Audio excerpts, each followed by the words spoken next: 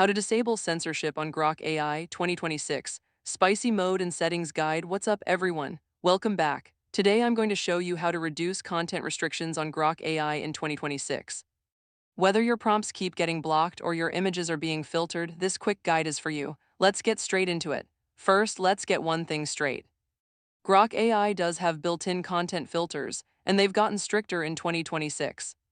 There is no single button that says disable censorship completely. However, Grok does offer official settings that give you significantly more freedom, and that's what we're going to unlock right now.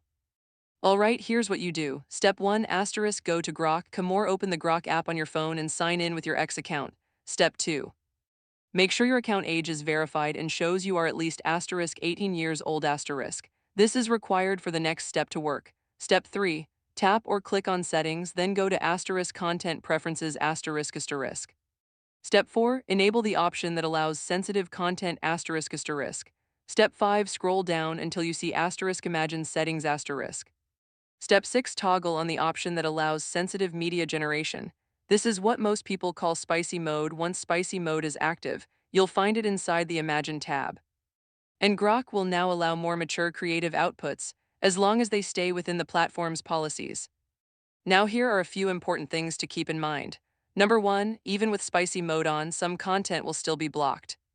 Grok's filters follow legal and ethical standards, and certain types of content, like real people in sensitive contexts, remain restricted in many regions.